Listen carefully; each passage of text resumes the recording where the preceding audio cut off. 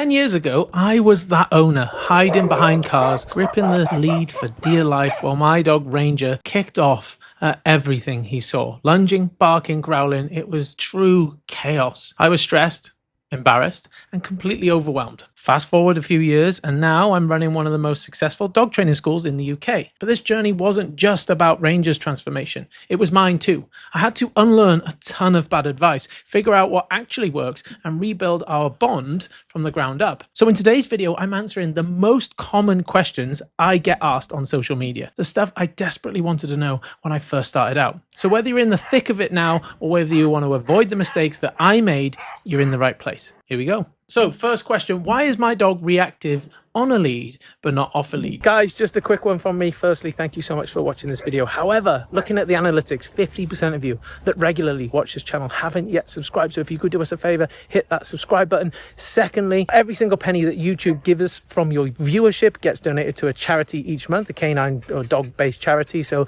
this month we made a donation to the Breeds in Need. They are based in the UK and they work on rearing young dogs with disabilities, making sure they have the best life possible. We worked with them in the past. A great charity, so please check them out. And thirdly, if you want extra help with your dog for free, click the link in the description and download our Behavior Bible. It is full of all the foundational information you need to get the most out of our YouTube videos, as well as an A to Z system on how to train your dog, no matter how reactive they are, whatever issues they're having. It's completely free. Click the link in the description.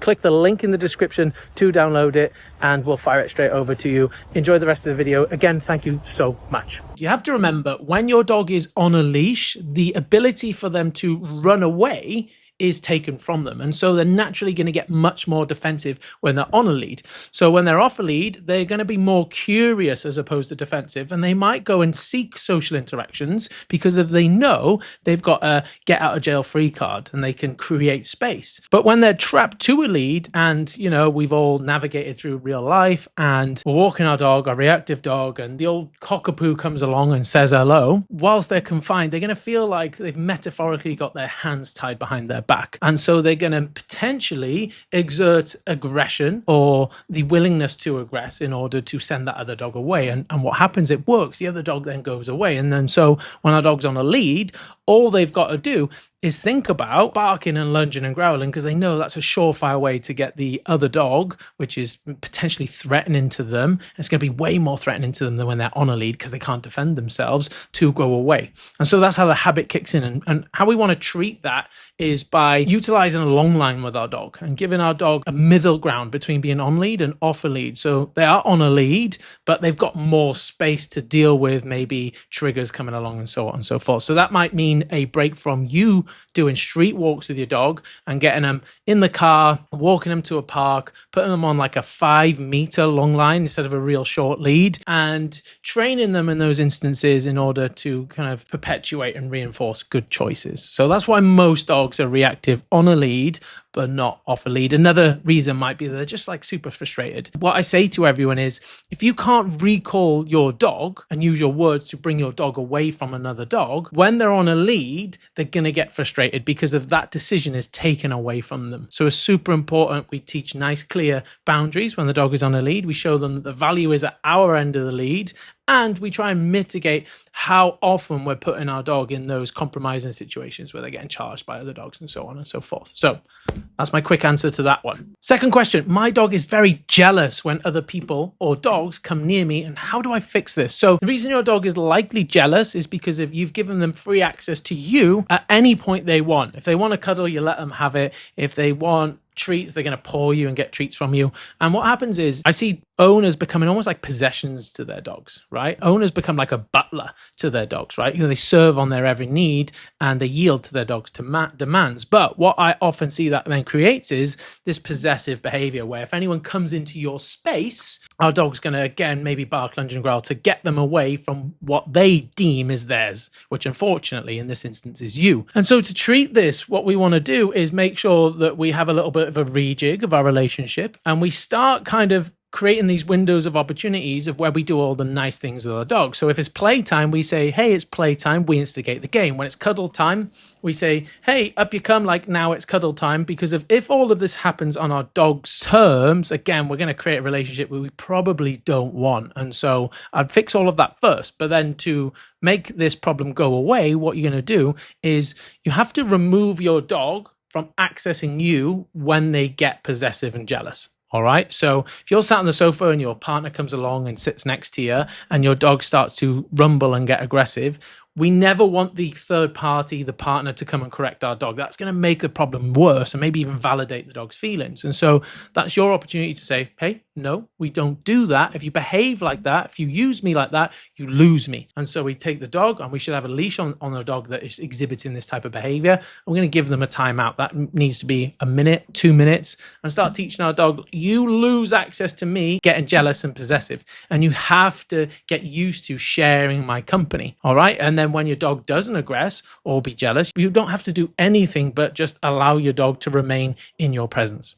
All right. So that's question number 2. Question number 3, what is the best collar for a reactive dog? It's a bit of a trick question. And of course, like, I have preferences in tools, but if we don't train with the tool, if we don't teach a dog how to turn pressure off, whether that's a slip collar, a flat collar, martingale collar, prong collar, e-collar, if we don't give the dog the understanding of what that tool means and essentially like how to behave whilst wearing that uniform, every collar is going to be futile. Your dog comes with a strong opposition reflex. So when they like hit the end of the leash and they feel that pressure, their natural reflex is going to be to push into the pressure in order to overcome it. And then what I see a lot of dog owners do is they try to stop their dog with any particular tool, and then it doesn't work. The owner themselves yields to the pressure. They slacken off the leash, and they inadvertently teach the dog that the pressure of that collar, that tool, whatever it is, goes away when you pull harder into it. That's going to then potentially be damaging to our dog, their neck, their trachea. It's going to teach the opposite of what we want, and ultimately like start building frustration, because of the day another dog comes along and you like really hunker down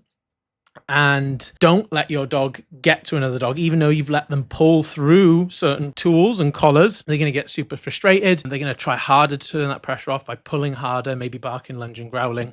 And that means then the tool is useless, if not poisoned. So what I would encourage you to do, click the link in the description, download our behavior Bible. There's a tool workshop in there. It'll show you how to condition tools, the pros and cons of each tools, but also making sure that we're not creating the inverse relationship with that particular tool, and then inadvertently making our dog's behavior much, much worse. Next question, big one, get asked this question every single day. How do I stop my puppy from biting? So if your puppy's older than 6 months old, it is no longer nipping and it shouldn't be tolerated. Quick story time. When we do consults here at the Yorkshire Canine Academy, in-person consults, and we have a dog that's biting someone, like his owners or other people, I always ask the same question, like, what did you do about your puppy's nipping or mouthing, whatever you want to call it? It's just words, right? And more often than not, the very bitey dogs in adulthood, they were inadvertently rewarded for biting as a puppy and started figuring out from a very young age, I get what I want when I use my teeth.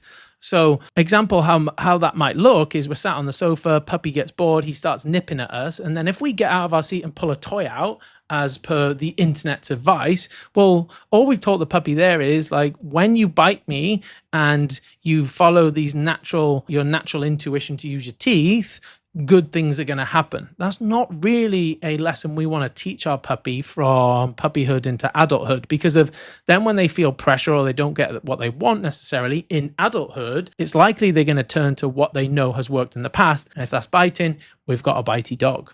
And so the first thing you need to do is check that your puppy is having enough sleep. Puppies are just like toddlers. If they're acting like a bit of an arse, it's 9 times out of 10, it's just because they're overtired. And so you should be using a crate or a pen, a tether system, and making sure that your puppy is getting literally 18 to 20 hours of sleep per day. If they're not, you're going to have problems, and they're not going to be susceptible to your feedback, whether that be positive or negative. They're going to be too over-aroused, overstimulated, that it's not going to mean anything to them. The second thing then you want to check is, are you proactively meeting the puppy's needs and proactively giving them opportunity, but in a safe and constructive way to use their mouth? I ensure that if I'm looking after a puppy, I've got a puppy, I'm bringing a puppy up, that 3, 4 times a day, I'm going to open a window of opportunity up, like I mentioned earlier in this video, to play with my puppy and show them how they should use their mouth. But I do this proactively, not reactively to them getting bored, then biting me, then presenting a game. So I'm going to just like have a daily schedule. I think there's a schedule in our behavior Bible for puppies, so go and check that out. Have a daily schedule. We're getting enough nap time. We're bringing our dog out of the crate. I like to let them go to the toilet, and then I'm going to instigate the game. I get the toy out of the toy box and I say, hey, buddy, let's go and play. Let's play outside. And I start showing the puppy the best way to use your mouth is by doing this. So between that and sleep, that's going to fix like 99% of puppy biting. But on top of that, if the behavior is set in already and you're 16, 18 weeks or beyond, and your puppy is just relentlessly biting you, you've done both of those things, you've met their needs, you're proactively playing with them, then you're going to have to punish the behavior. And punishment just means making a behavior less likely or less intense. It doesn't necessarily mean picking a newspaper up and swatting your dog over the nose with it. And so what we want to do is, as our puppy starts instigating that game inappropriately with their mouth, we're going to mark, hey, no, bad, don't do that, whatever it is, quit it, stop it, doesn't really matter. And then we're going to make sure we stop the behavior. We should be having a house line on our puppy really to actually like bring them away from us without getting into a physical fight with our hands, because that will perpetuate the issue 100%. And by the way, don't do the yelping and squeaking and all the rest of it. A certain type of dog is just going to see that as an opportunity to go into a higher state of arousal and be like, oh, look, I'm getting a response here. So we should be moving our dog away with us from the leash. I would mark again, I'd say bad again, and I'm going to go give the puppy a timeout. I'm going to, again, like the possessive dog, and I say, hey, if you treat me like that, you lose access to me. We're not going to do that. Super important, guys. Be consistent. Don't present a toy one day and then give a timeout the next day, because what's going to happen is your dog's going to try even harder to bite you and even harder to get mouthy and start nipping at you in order to try and get the better result. Like, oh, if I try harder, I might not get a timeout, but I might get the game. So every single time without fail, hey, don't do that. I said, don't do that. And we take the puppy out, give them a timeout, minute or two, let them settle down. Chances are they're overtired and they're going to go to sleep anyway, just to show them that using teeth on you brings about consequences. We don't have to swat our puppy. We don't have to scruff our puppy. We don't have to close the puppy's mouth or anything like that. We're simply saying that is unacceptable. And if you behave like that around me, you get a timeout. But of course, first, sleep needs, play needs. Then if the behavior set in, you can utilize negative punishment in order to say, hey, we're not doing that. Like I said, super important. I see it all the time. Puppies that were accidentally rewarded because they're following poor dog training advice on the internet become bitey dogs in later life. Avoid it now. Next question. My dog has zero food motivation. What do I do? Your dog doesn't have zero food motivation, because if they did, they would be dead. Okay, so some dogs get to a certain level of arousal and don't want to take food. Some dogs are just like truly really fussy. Some dogs are chronically stressed and they're going to find it really difficult to eat in maybe even just everyday situations. But every dog can have their food drive increased. Now, we don't do that by increasing the value of the food. What that's going to do is essentially put your dog on the hedonic treadmill, where you get a pleasure in life and then you adapt to that pleasure being the baseline. So once upon a time, you might have a Ford KA, and then you have a BMW, and then you have a Mercedes 4x4, and then you want a Lamborghini. And then when you got a Lamborghini, you want your own private jet or helicopter, right? Because of the old thing becomes baseline. And so what that's going to happen is going to create a limit, an upper echelon of how we can reward our dog. And I see it all the time because of it started out with kibble, then it was training treats, then it was ham, then it was cheese, and then finally our dog won't do anything for cheese either. So don't fall into this trap. What you need to do is take your dog's essential food, the food they need to live, their kibble or raw food, and every day make it 1% harder for our dog to attain that food. So we start out with bowl feeding. Hey, help yourself, buddy. And then once our dog is used to it, so we've got a really nervous dog, I start from a bowl, free feeding in the crate. But if my dog sniffs it and goes, I don't want it, it gets removed. And I'm going to give that dog 3-4 opportunities a day if I need to. So I'm playing fair. I'm not starving the dog until they get hungry enough to eat. I don't want to do that. But I do want to teach the dog, if you don't take the food, you're going to miss out for a couple of hours. And what this will start doing, even if when the dog isn't hungry, because after the fact it might create a little bit of hunger, the dog's going to take what they're then given. And once I've established that, I'm then going to start making it a a little bit harder each and every day, or once we've progressed the previous step, to attain that food. So bowl feeding, and then we go to hand feeding inside the house, just doing tricks and spins and sits and paws and all the stuff that doesn't really matter, but it's getting our dog to do something for the food and used to taking food from our hand. Then what I'm going to do is then graduate to outside. I'm going to do the same thing. If your dog then finds it way too difficult to take the food outside, I'm going to do it inside, but maybe just with the front door open. That triggers the dog's arousal. And I'm going to sit there. I don't ever want to make it easier. I don't want to tell my dog, if you ignore the food now, no worries, I'm going to put it in a bowl for you later on. I want to gradually, incrementally make it harder, applying the concept of progressive overload. So eventually my dog will work, and this works with all the dogs we've ever worked with. My dog will eventually work for his kibble, even in the face of high distraction motivators, high competing motivators, whether that's other dogs, birds, squirrels, and so on and so forth. Take your dog off the hedonic treadmill, drop the high value treats, start essential feeding, gradually increase the criteria, and it will completely change the game for you, your dog, your relationship, how they see food, how they see rewards out and about. Next question. How do I fix my dog's separation anxiety? Well, to be honest, in 9 times out of 10 cases, your dog hasn't got separation anxiety. More and often than not, they have like an elated version of FOMO, the fear of missing out. If your dog truly has separation anxiety, they're going to howl, they're going to pant, they're going to salivate, they're going to be wide-eyed, they're going to be super stressed, and you won't be able to leave them in any instance. And that's critical note there. If your dog's able to be away from you overnight, for example, but when you leave the house, not separation anxiety, or vice versa, if they're able to be left on their own when you leave the house, but you can't go upstairs and go to bed and leave your dog on their own and they're going to kick off, not separation anxiety. If grandma's able to leave them on their own, but you're not, again, not separation anxiety. If you can take the bins out and the dog doesn't kick off, but they kick off when you go out another door, not separation anxiety. If your dog does kick off in every single circumstances you could possibly leave them in, and they are showing true stress signs, elated stress, then maybe you do, and that's a long rigmarole of a process. But I'm going to talk about most dogs today, and most dogs have a version of FOMO, the fear of missing out. Do a test for me at home.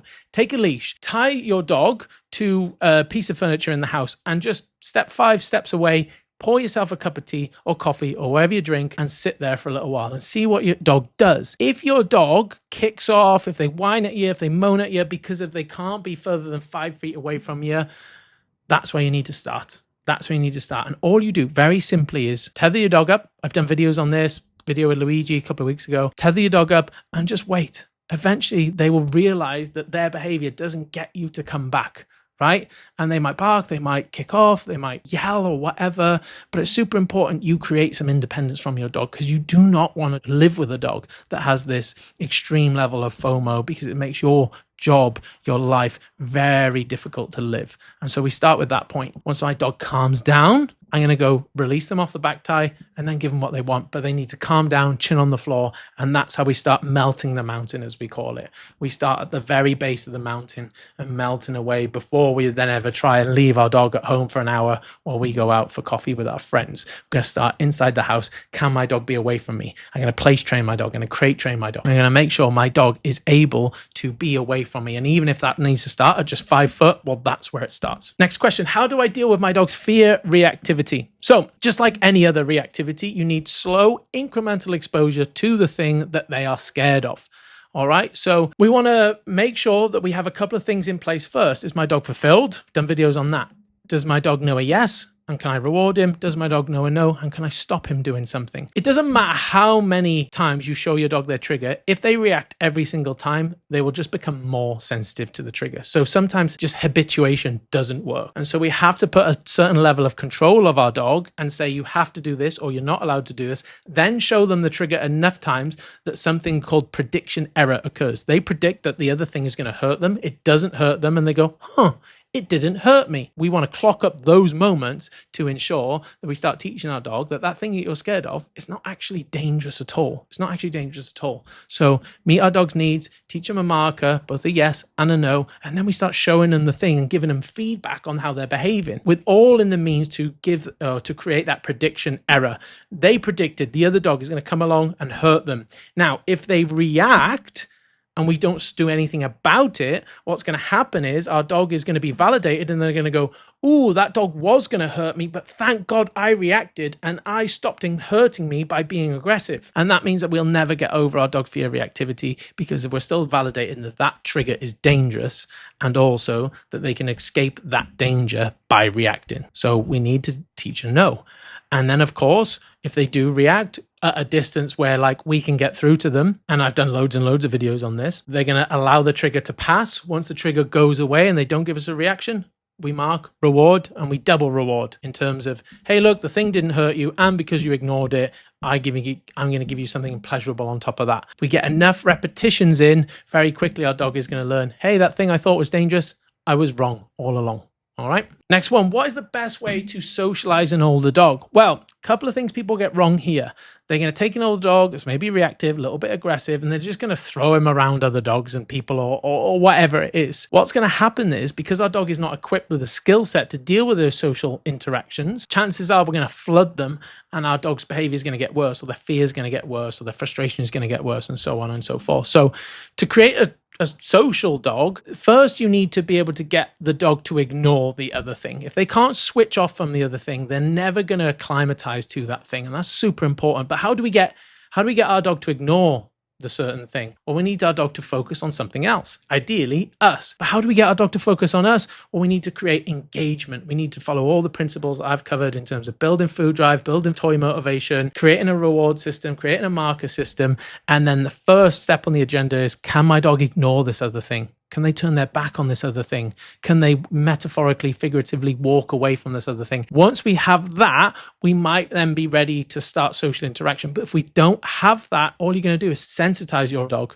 to the thing, whatever you're trying to socialize them to. So start with engagement, create neutrality, we call it, the ability to ignore the other thing. And then once we've done that, we can start slowly but surely pairing our dog up with someone that will match them. So I'm never going to socialize a dog that's struggling around social interactions with one of my Malinois, loads of energy, high drive, a little bit crazy, like really intrusive just by their energy. I'm going to use one of my older dogs, calmer dogs, that's able to like not give that other dog a lot of feedback on their behavior. You know, good old Ranger, for example, is going to go like, hey man, what are you barking at? Like, don't be silly, right?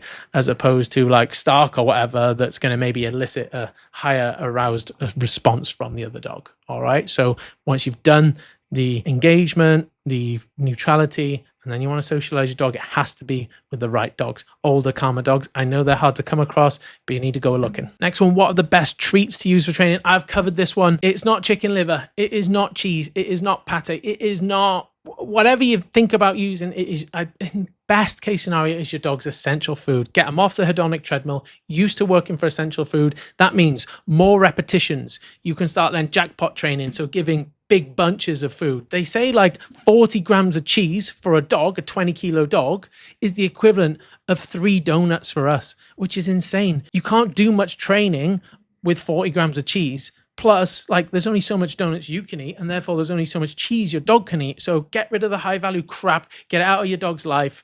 Get your dog on a high quality dry food, even a raw food. You might need the silicone pouch and the glove and all the rest of it. I don't like doing that, but you might want to do it, because if that means we can train with a lot more repetitions, a hell of a lot more repetitions. All right. So use your dog's essential food, more repetitions. It is more like scalable in a sense, because if your dog's not going to start saying to you, what next? But what else you got? What else you got? What else you got? Which, if you're listening to this, your dog probably does do that. And we can just then also manage our dog's weight, making sure like we can train lots without our dog getting overweight or having any adverse health effects or anything like that. So best treats to use is your dog's everyday food. Next one and last one. How do I get my dog to stop being such a dick? Chances are, and this is a harsh truth, guys, your dog isn't a dick. They've just got a shitty life. They're just bound to the house all day, and then you walk them once, twice a day, and you stick a leash around them, you walk them around the block, and they don't have a fulfilling life. Like, they're not happy. And I know some of you might not want to hear this, but you need to be able to fulfill your dog's needs. You need to be able to make sure that their genetic makeup is aligned with their lifestyle as best as you possibly can. If you've got a border collie in an apartment, that's going to be difficult, but you have to think outside the box. You get to the park, you get the flirt pole out, you might teach some stalking games or anything like that. that. You might play a 2-ball game. You might have substitute like herding games and so on and so forth. You have to be able to give your dog a better life, because if most dogs aren't dicks, they're not. They're just dealing the hand they're dealt with, and they're just like super confined, super frustrated, underfulfilled. And so your mission needs to be, first and foremost, how do I give my dog the best life possible? And then if they're still a dick, of course you can apply consequences to teach them not to be a dick. But that'll never work if you don't fulfill them first. Most dogs are not actual dickheads. They are just frustrated. They are pent up. They have genetic urges and itches that are just not being scratched. And so it creates this like real pressure cooker situation. And what they're going to start doing is exploring all these different behaviors, whether it's counter surfing, barking in the house, and so on and so forth. If I've got a German Shepherd and I do fuck all with him every single day, and he's just pent up in the house and he has a shitty 20-minute walk around the block, and then I let him around the house, what's he going to do? He's like, well, I want to behave like a German Shepherd. I'm a German Shepherd, for God's sake. He's going to start barking out the window. He's going to start getting defensive around the house. Of course he is, because of that's what Mother Nature's telling him to do. And so if we don't try and proactively meet our dog's needs, they're going to be a dick. And if your dog is a dick, go and proactively meet their dog's needs. And if you want to learn more about that, if you want to understand how to better meet your dog's needs, you need to click this video right here, and I'll see you in the next one.